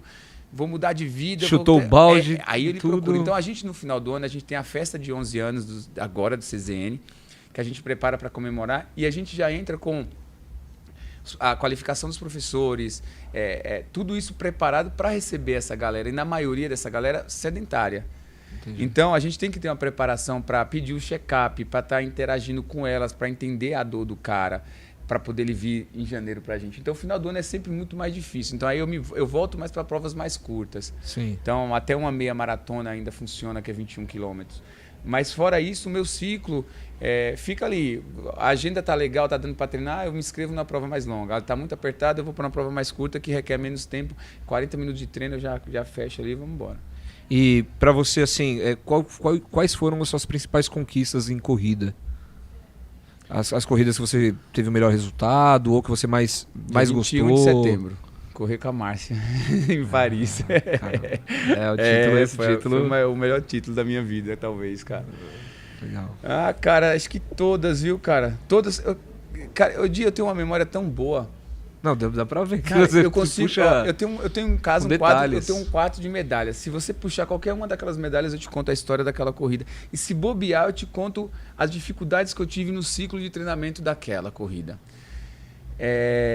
Então, para mim, todas têm uma história. Eu consigo fechar o olho e me imaginar cada linha de chegada que eu cruzei. Eu consigo me imaginar. Eu consigo lembrar meu pai e minha mãe me esperando numa corrida da Track and Field aqui do Center Norte. Eu consigo me lembrar uma corrida na Marginal que eu cruzei, depois eu ajoelhei no chão que eu estava cansado. Eu consigo lembrar uma que, se você tiver a oportunidade de assistir a minha chegada em João Pessoa, e quem está assistindo vai saber que eu cheguei inconsciente nessa prova, que gerou uma polêmica muito grande. É um vídeo, não sei quem chegou a ver esse vídeo, é um vídeo que os últimos 200 metros de prova eu não sabia mais o que estava acontecendo. E eu só cruzei a linha de chegada e eu assisto no vídeo os médicos me segurando só. E foi uma polêmica muito grande, porque as pessoas queriam entender até onde era saudável aquilo. Sim. E foi uma prova que eu fui recordista no ano. E depois eu vou achar o vídeo aqui para você assistir. Pode ser que eu tenha visto esse vídeo aí, que eu me recordo dessa... Eu fui recordista no ano, e no outro ano eu queria defender o recorde, cara. Só que a minha conduta na semana não foi uma conduta muito interessante, porque eu trabalhei muito. E na véspera eu montei a tenda na véspera, à noite e tal. E não me hidratei bem. E João Pessoa é bem quente, né, cara? Sim. Foi ano passado, né? Ano passado foi 2021. Eu vou abrir 2021. E aí o que aconteceu? Eu cheguei inconsciente, cara. Eu tive um problema muito sério de desidratação. Porque eu fui investir contra um cara, o Itanício, que se tornou meu amigo. Ele estava junto comigo liderando a prova. Aí ele me deixou para trás no quilômetro 17. No quilômetro 18 eu tentei atacar ele. Falei, eu vou aqui mais uma chance, vou tentar atacar ele. E nessa tentativa eu falei, eu vou puxar forte, eu vou quebrar ele não vai aguentar, ele vai achar que eu vou assim. E por estratégia ele não quebrou. Ele veio atrás, aí ele fez a mesma coisa comigo, de uns 300 metros, e aí nessa tentativa, cara, aí eu penei para chegar, e, cara, a chegada foi bem confusa, porque aqui tem uma foto, cara, que dá para você só ver o semblante. Olha isso aqui, ó. Caramba, pesada a foto. Essa é uma foto que você vai falar assim, eu aí já tava... Né? Depois a gente vai incluir essa e foto vídeo, aqui na cara, e o vídeo dessa chegada, porque os vídeos começaram a chegar de todos os lados, todos os formatos chegaram vídeos. Olha essa aqui, cara. Depois você poderia compartilhar comigo? Vou te mandar isso aqui. Caramba. E aí João Pessoa foi muito inesquecível para mim, porque foi uma tentativa muito boa. Eu tive muito ponto que muita gente falou, poxa, eu virei seu fã por você não ter desistido. Quantos km aí? 21 quilômetros. 21. O meu recorde na prova era 1 hora e 1h12. E esse dia, é tanto que o locutor, cara, dessa prova, ele tem um quadro da locução dele, de quanto ele se emocionou, e ele tem um quadro da foto da minha chegada, porque ele ficou inesquecível. Na sala dele tem um quadro. Você vai chegar. Meu Deus. Nossa. É bem chocante isso aqui, porque eu não lembro ele gritando, eu não lembro a chegada.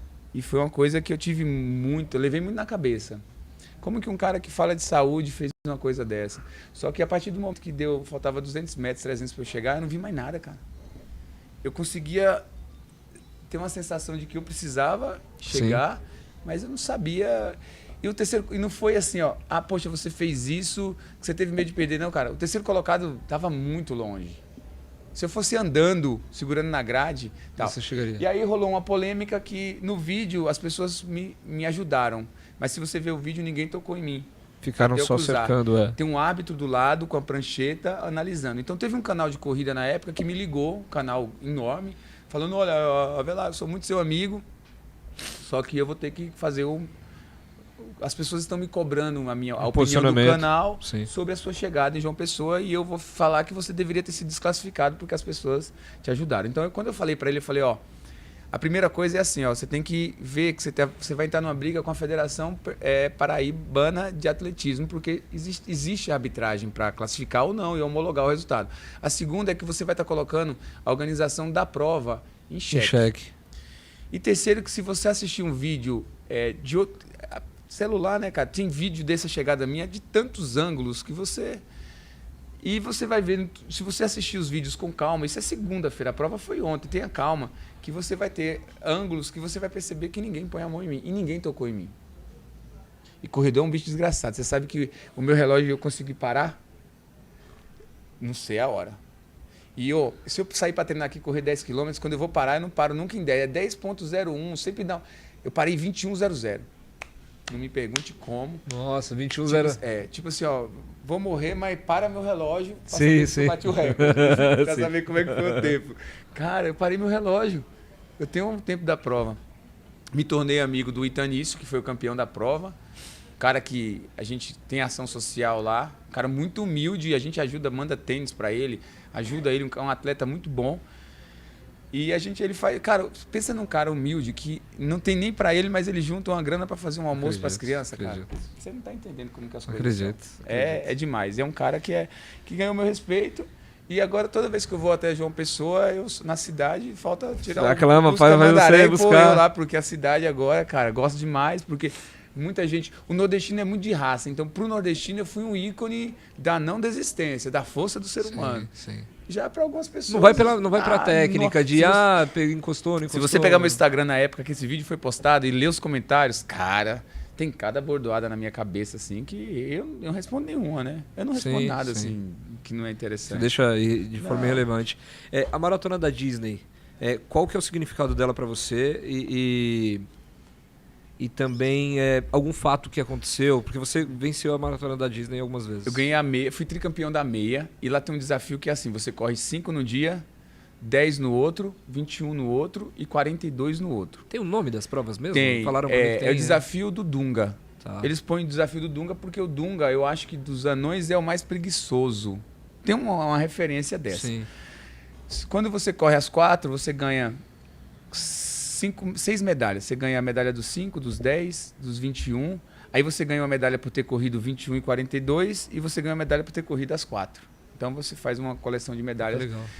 E as medalhas são dos personagens. O Pluto é dos 5, a Minnie é dos 10, são os personagens. E na história da Disney, nunca ninguém tinha arriscado a ganhar todas as provas. As pessoas correm... Focam em uma específica. Isso, vou correr só a maratona forte, as outras devagar. E eu arrisquei. Então eu fui e ganhei os 5 num dia. Agora quem vai ganhar os 10 é outro. Ele gastou tudo lá. Não, mas eu ganhei os 5. Respirei, descansei. Enquanto a galera foi pro parque, foi pro outlet, eu fui botar a perna pra cima. Descansei. Sabe o que eu fiz? Eu peguei gelo naquelas máquinas de gelo do hotel. Carregava os baldes de gelo e jogava na banheira. Depois entrava na banheira. Ó, ficava lá. Ó. Esse é o foco de quem quer ganhar. Nossa, o pessoal foi pro parque. Não foi pro parque, não. Vou ficar aqui. Não, vamos, tem um outlet, cara. Vai curtir. Não. Ganhei os 10. Aí, quando eu ganhei os 10, já virei notícia. Nunca ninguém tinha ganho 5 e 10. Nossa, já é um... Sim. Vamos pro parque hoje, você precisa comemorar. Você ganhou 5 e... Não, cara. E aí ganhei os 21 no outro dia. Na maratona eu fui o 7º colocado. As pessoas que chegaram na minha frente na maratona não correram o desafio. Foram só pra maratona, que você tem a opção de correr só a maratona. Sim.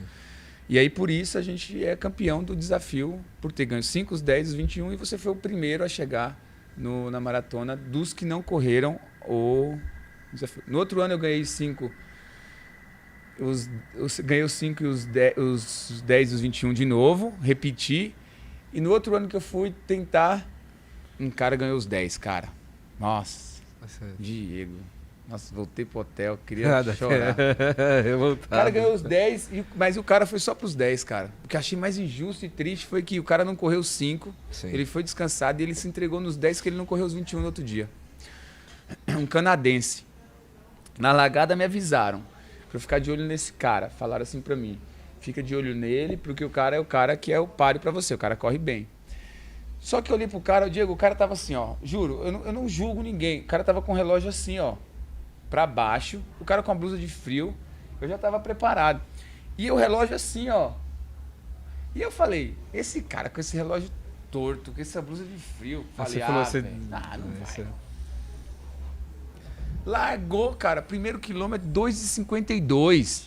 E eu, pá, na cola do cara. Eu falei, cara, ele não vai aguentar. Nossa. Ele tá fazendo isso pra aparecer aqui e tal. Beleza. Quando deu 1 quilômetro assim, ele foi indo pra direita e entregou a blusa de frio pro treinador, cara. Aí eu falei, tem alguma coisa errada nisso aqui. Mudou já. Aí, quando deu 2 quilômetros, eu percebi que o relógio, olha, o relógio assim, era porque ele fazia isso. Enquanto eu fazia isso pra ver, ele só fazia assim, ó, cara. Ah, caramba. Eu falei, esse cara é mais experiente do que eu imaginei, cara. E o cara falou, põe o celular no silencioso, cara. Eu falei, o cara é mais inteligente do que eu imaginei, cara. E aí deu 3 quilômetros, deu 4, deu 5. Aí eu falei, não aguento mais. Nesse ritmo, não aguento. Eu tenho a meia amanhã pra correr. E dá pra você saber quem tá em tudo, porque o número de peito de quem tá no desafio é de um jeito. Quem tá fazendo só os 10... E eu já tinha visto que ele tava só nos 10. Eu falei, não vou atrás do cara. O que eu vou fazer?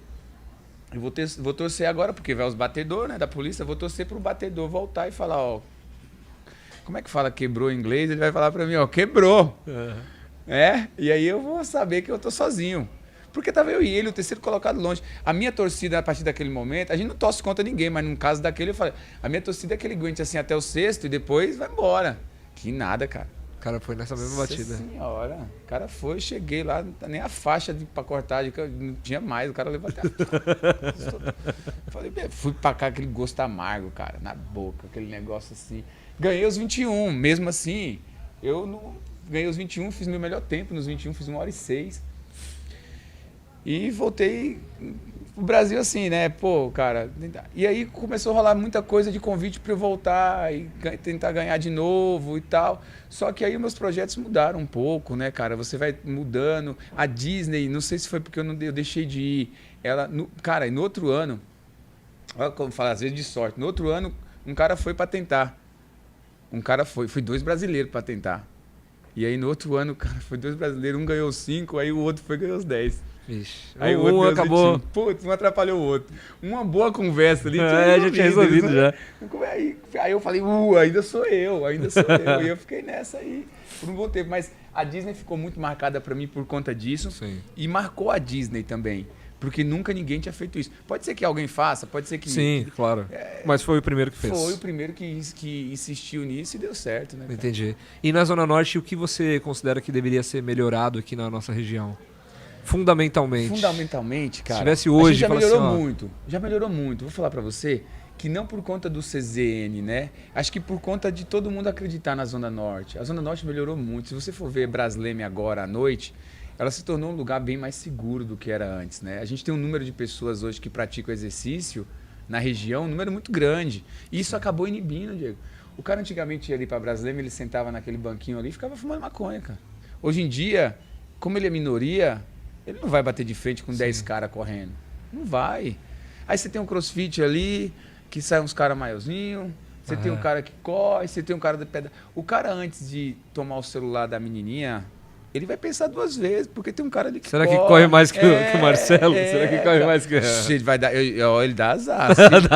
Lógico que dá. Vai dar azar, velho. Marcelo segura e vem o cara do CrossFit. Vai dar azar, cara. Tem hora que... Já pensou essa dupla? Ué, Marcelo só corre e segura. Nossa, tem hora que eu tô no Waze olhando que marca lá 5 km pra chegar e marca 19 minutos, eu já falo, peraí, eu correndo faço 15.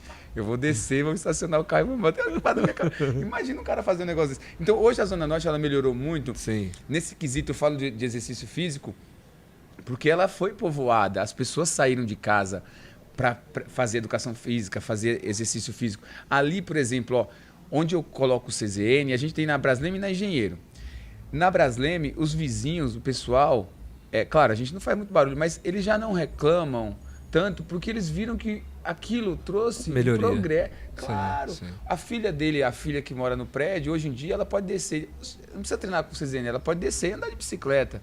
Então, o quintal da casa dele ficou mais seguro. Então, o cara do posto de gasolina, se eu precisar, ele me cede a tomada para eu ligar um fio. O cara da Copenhagen, se eu precisar usar um banheiro, ele pode usar. Um cara da outra padaria, se precisar, tal. Então, assim, ou seja, e o cara que sai ali, meus alunos saem do treino, eles vão tomar um chopp no cara, eles vão lavar roupa ali na lavanderia. O cara passa, estaciona o carro, deixa o carro lavando no outro empreendimento. Ou seja, não só o CZN, mas esse tipo de prática de exercício físico, outdoor, esse tipo de prática ao ar livre também fomenta muito o comércio da região. Sim, fomenta muito, cara. A gente precisa de mais coisas. Cara, pra mim, assim, ó, a gente tinha o CZN, o Carlos Melo, a Zetrec, a gente tinha, assim, isso que precisa melhorar, esse incentivo para que as pessoas tenham essa confiança e ir para a rua mais vezes, porque a gente se torna um pelotão, um pelotão bem maior do que o mal, e né, imbatível. Cara? Sim, imbatível, cara, totalmente. O cara começa a ficar inibido. Para que eu vou lá? Se o cara já formou ali um campo de força ali ao redor da Zona Norte, ou seja, de qual for a zona da cidade, que são de pessoas do bem e que não vão permitir esse tipo de atitude aqui dentro, vão coibir e vão se defender de alguma forma. Então não tem mais gente boba que vai na rua, que vai correr ou que vai... Mal intencionado para fazer alguma prática ali. Então precisa só melhorar esse incentivo dessa prática, trazer o idoso para ali também, fazer exercício para o idoso. Melhorou muito a acessibilidade, era uma coisa que a gente falou de Paris e você falou de amputados. Estive em Paris agora, me preocupa muito a Olimpíada de Paris e as Paralimpíadas que está chegando. Paris é um lugar muito antigo e a cidade está um canteiro de obra para tentar dar conta, mais caro cadeirante ali em Paris, para subir aos lugares e vai ser... Então, eu vou estar lá, né? Eu vou trabalhar na Olimpíada, eu vou transmitir, né, o atletismo. A gente falou aí de atletismo, eu vou ter o prazer de transmitir, trazer as notícias do atletismo do mundo inteiro. Está transmitido por onde? Um canal do YouTube chamado Estima.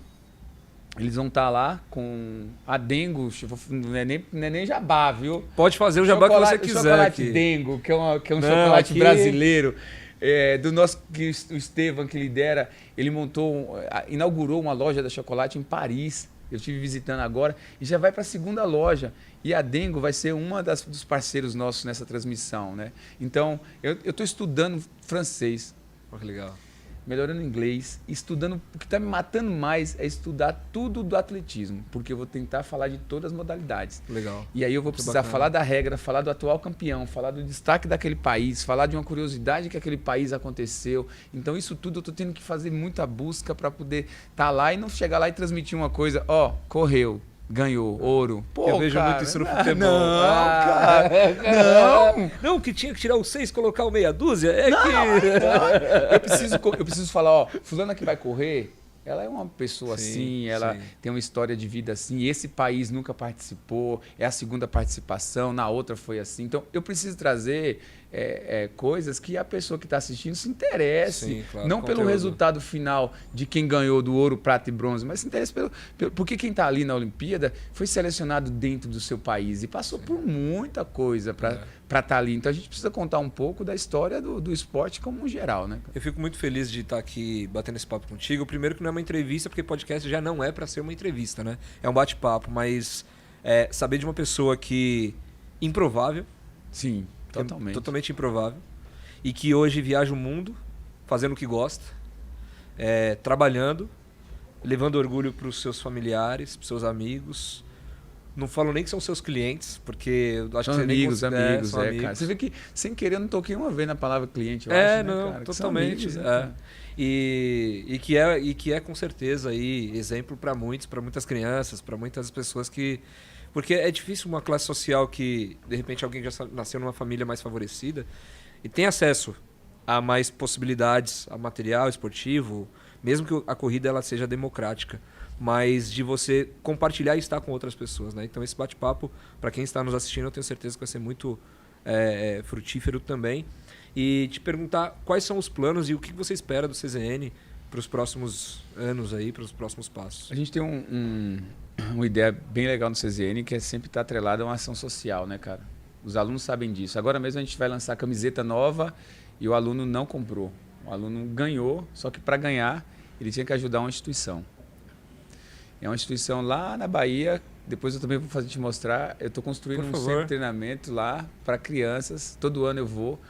E um orgulho muito grande. Inclusive o Joca ajuda todo ano, a galera ajuda a gente lá. A galera agora o que fez? A gente fez o Pix direto do projeto lá, e aí o cara vai mandando os vídeos do... A gente já murou, já cobriu, porque todo ano a gente faz um almoço e eles têm aulas na semana de atletismo e tal. Só que o almoço todo ano chove.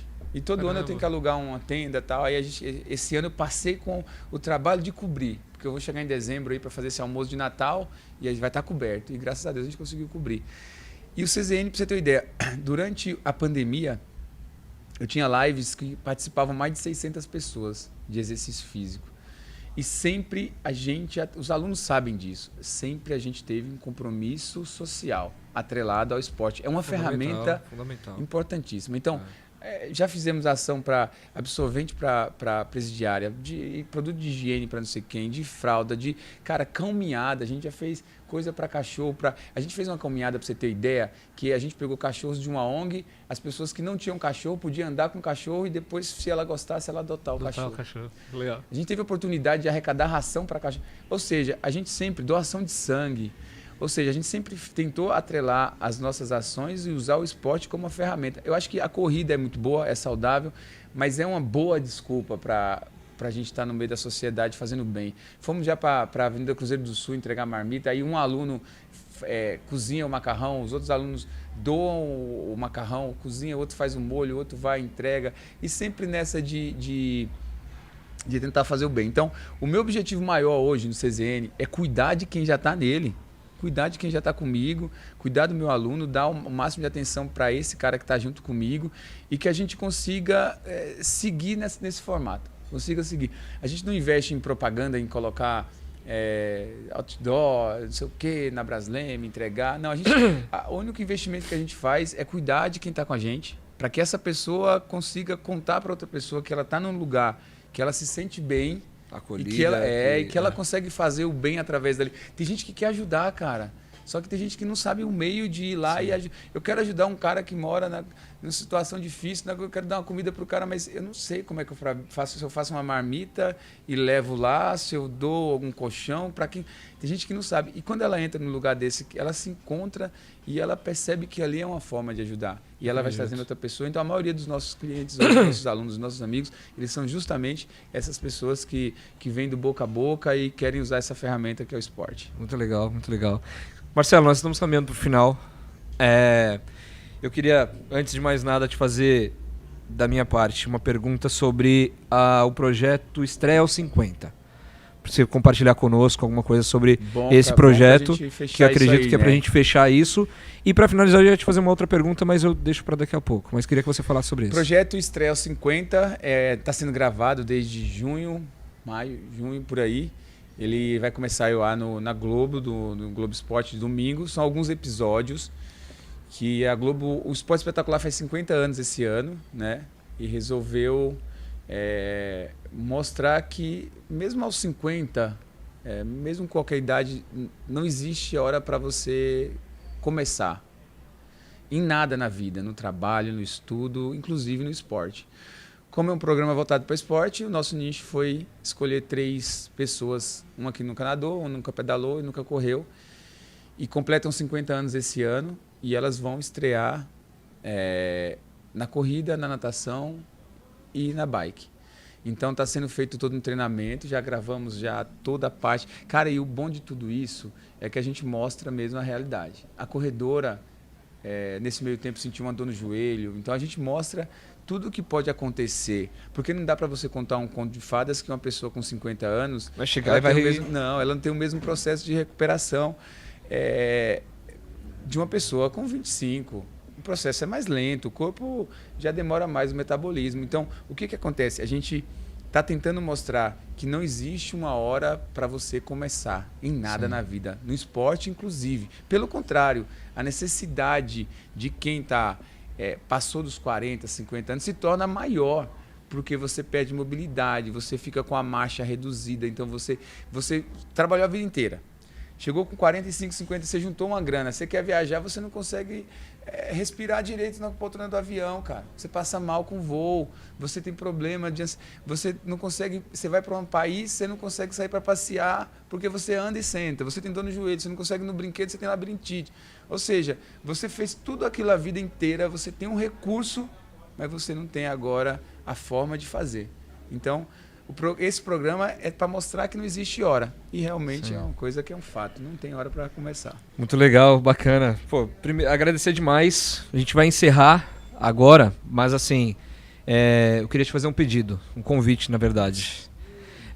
2 convites. O primeiro convite é para marcarmos um dia dentro da sua agenda, que eu sei que é, né, apertada, mas pra gente gravar contigo, pra você mostrar as medalhas e de repente algum dia do seu treinamento, você aqui na nossa Brasleme, pra compartilhar isso dentro do nosso canal também.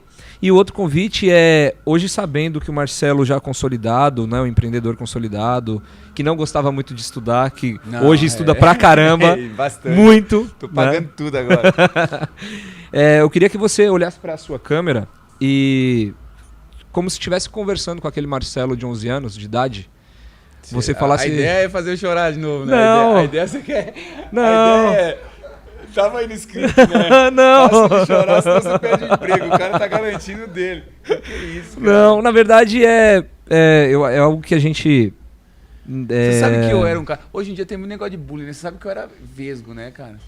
Eu fiz uma cirurgia de estrabismo, cara. E aí, cara... Você tá mudando de assunto, né? Não, mas eu deixa eu falar uma coisa que é curiosa. Na minha cidade tinha um cara que chamava Vigílio. Vigílio deve estar lá ainda. E Vigílio era vesgo. E onde eu chegava, o povo achava que eu era filho de Vigílio. Demorou pra eu mostrar que vesgo não era hereditário. Eu era filho de Avelar. Eu tinha um orgulho de ser filho de Avelar. Sim. E aí, o pessoal... Você é filho de Vigílio? Minha cidade pequena, acho que só tinha 2 Que isso aí? Aí eu, Vigílio, caraca. Complica um pouco. Você fala pra falar do cara de 11 anos, eu lembro do menino vesgo, cara. Você sabe como é que eu fiz a cirurgia? Pelo SUS, em Salvador. A minha irmã ficou comigo, a gente dormiu. Só podia fazer 3 cirurgias por semestre. Era um hospital de olhos de residentes. Sim. E você tinha que abria 5 horas da manhã a fila. Minha irmã me pegou e foi pro hospital 10 horas da noite. Eu falei, vamos comigo. Chegou na porta do hospital, a gente vai dormir aqui. A gente dormiu na porta do hospital. A gente foi o primeiro. Chegamos 10 horas no hospital. O segurança abriu a porta umas 4 horas da manhã e falou assim, deixa eu fazer um favor para vocês. Não posso perder o emprego, mas entra aí, dorme naquele sofá. Quando eu estiver perto de abrir, eu ponho vocês para fora para vocês ficarem aí, tal. E aí ela conseguiu minha cirurgia. É um hospital de residente. Caramba, que legal. Eu lembro que o médico fica mostrando para os alunos, né? Sim, onde tem que mexer, tal. Fiz a cirurgia, voltei. Tinha que voltar de carro para casa por conta do olho. Imagina, minha irmã foi me buscar. Mas ficou? Foi de ônibus, cara. E qual a idade? O ônibus lotado, coletivo, eu com o olho assim. Fiquei enxergando 2. Fiquei enxergando uns 2 meses, mas o médico falou que era normal, porque tinha ajustado. E aí eu via 2. Aí eu abri a janela assim, 2 árvores. Nossa. Eu falava, nossa senhora. Melhorou muito. E quando eu era vesgo, eu não enxergava 2. Sim. As pessoas falavam, quantos dedos tem aqui? Eu enxergava 1. Eu fiquei vesgo quando eu fiz. Eu comecei a enxergar 2. E aí eu fiquei enxergando 2 por um tempo, mas aí as imagens eu percebia que cada dia elas iam se aproximando assim, ó. Eu abri a janela, a árvore estava aqui, a outra aqui. Aí depois, tá. E aí... Sim. Hoje... Eu quero agradecer muito ao Mauro, que está aqui nos ajudando demais. Conta com a gente. Toda a equipe do Mauro também. Como que é o nome da equipe, Mauro? Lucas Matos, Lucas Lobeu, Paulo Otávio e eu. Equipe boa. Que é um baita cantor e dançarino, que eu sei. Eu vou compartilhar depois a galera. Obrigado por isso, por nos ajudar bastante. Eu esqueço o nome do meu parceiro. Marcelo também, da Brothers não.